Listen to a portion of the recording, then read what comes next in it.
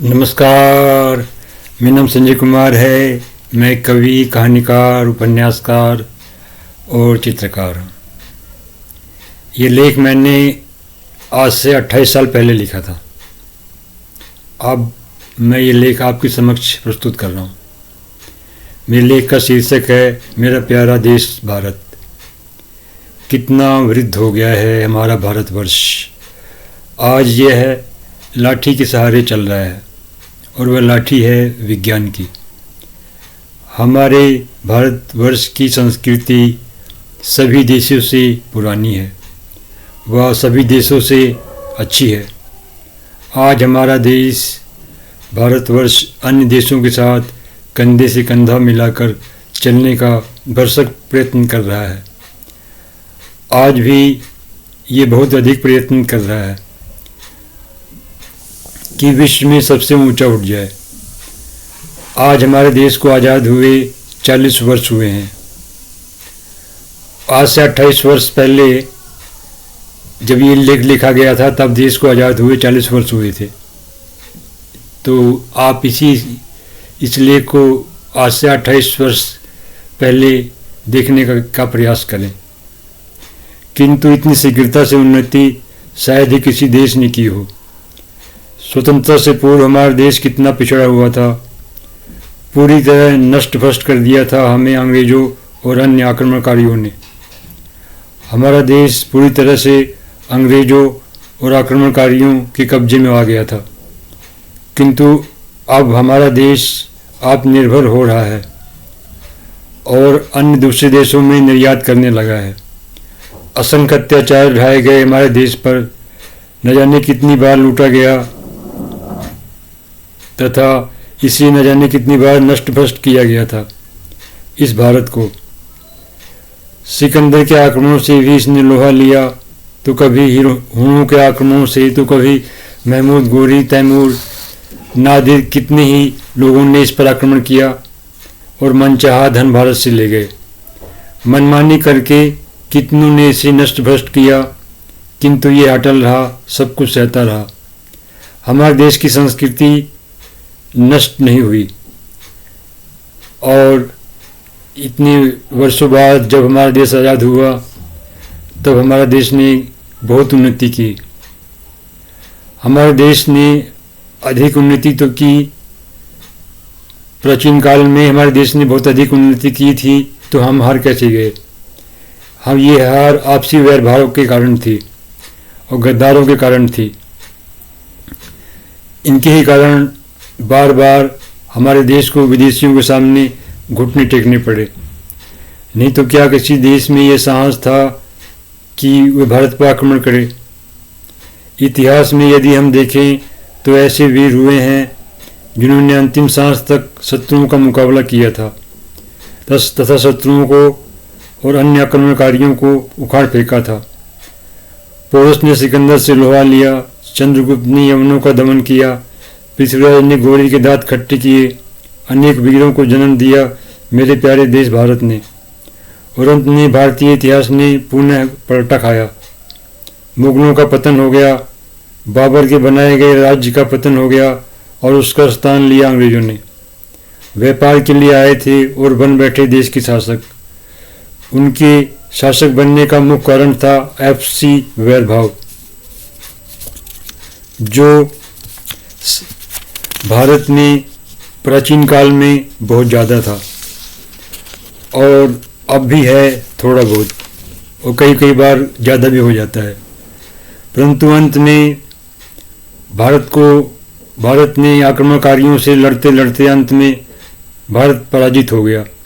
लेकिन भारत की आत्मा पराजित नहीं हुई, भारत के लोग पराजित नहीं हुए।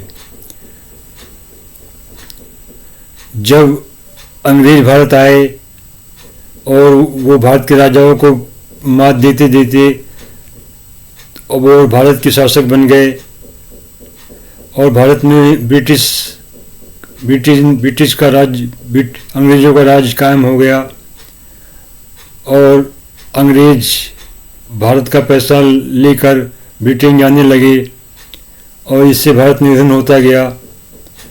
ब्रिटिशों ने भारत की संस्कृति, धर्म, साहित्य और कला को नष्ट भ्रष्ट करने का काफ़ी प्रयास किया, पर वो सफल नहीं हो पाए। फिर भारतीय जनता ने जोश दिखाया, भारतीय और अंग्रेजों में संघर्ष छिड़ गया और अंत में अनेक यातनाओं को झेलते हुए भारत देश स्वतंत्र हो गया। एक बार फिर भारत में उन्नति की मशाल जलने लगी। ये कहावत सत्य प्रतीत होती है कि ईश्वर जो करता है अच्छा ही करता है। यदि अंग्रेज भारत में न आए होते तो कैसे राजाओं महाराजाओं की रियासतों का अंत होता, और यदि अंत न होता तो भारत छिन्न भिन्न हो जाता, भारत का उत्थान न हो पाता। अंग्रेजों ने इन रियासतों का अंत कर डाला और एक देश के रूप में परिवर्तित कर दिया। अब अंग्रेजों ने भारतीयों पर अत्याचार जब अंग्रेजों ने भारतीयों पर अत्याचार ढाए तो तब भारतीय एक हो गए, और उनकी इसी एकता ने भारत के छिन्न भिन्न राज्यों को एक अखंड भारत में परिवर्तित कर दिया।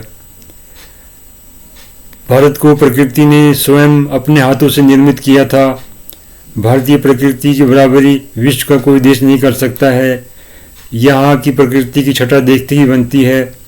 भारत का सुंदर मनोरम प्रांत कश्मीर, जिसे विद्वानों ने नंदनवन की उपमा दी थी, बहुत ही सुंदर है ये प्रदेश। इसे देखते ही मन हर्ष से भर उठता है, मन झंकृत हो जाता है, मन में मयूर नित्य नाच उठते हैं। पर्वतराज हिमालय पर विश्व का सबसे ऊंचा पर्वत माउंट एवरेस्ट स्थित है। पर्वतीय प्रदेशों में बहुत सारे प्रदेश ऐसे हैं जो बहुत ही सुंदर है।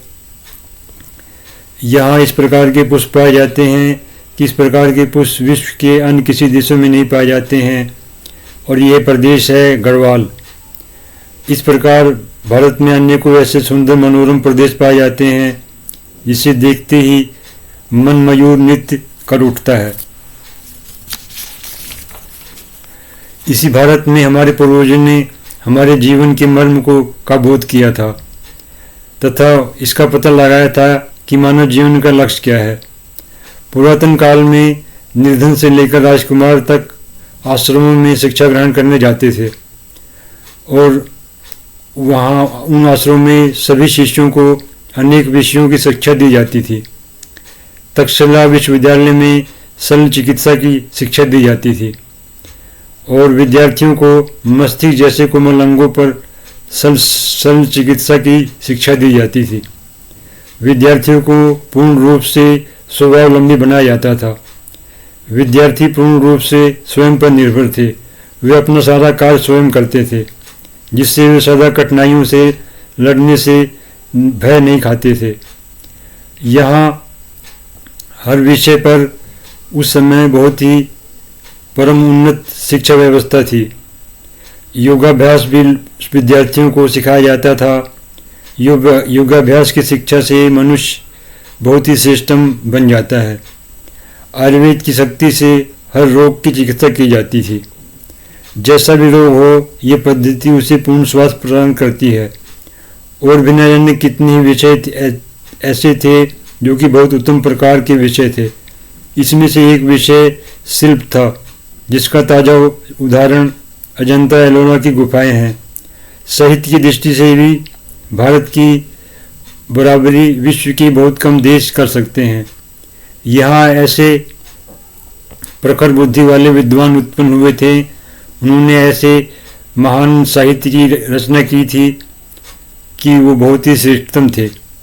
विश्व कवि कालिदास बहुत ही श्रेष्ठतम थे, और ऐसे लेखक दुनिया में बहुत ही कम हुए हैं। भारत में और भी न जाने कितने ही कवि विद्वान लेखक पाए गए थे और आज भी हैं। इनकी पुस्तकों के पढ़ने से मन राग देश को भूलकर रस में डूब जाता है। ऐसी मार्मिक पुस्तकों की रचना इन विद्वानों ने की थी कि जिससे जीवन का रहस्य पूर्ण रूप से प्रकट हो जाता था। आज विश्व के सभी देश कृत्रिम हो गए हैं, और वो ऊपरी साज सज्जा को देखकर उसी की तरफ भागते हैं। लेकिन भारत में आज भी कुछ लोग ऐसे हैं जो मनुष्य की श्रेष्ठता और महानता को महत्व देते हैं। ऐसे लोग बहुत ही सादा जीवन बिताते हैं। उनके विचार बहुत उच्च कोटि के होते हैं। प्रकृति ने भारत को बहुत ही अपार महिमा प्रदान की है। हमारे देश की जय हो और हमारा देश एक विकसित देश बने ताकि सब सुखी हों और सबका भला हो। मेरी वीडियो को देखने के लिए आपका बहुत बहुत धन्यवाद। नमस्कार। वंदे मातरम। भारत माता की जय।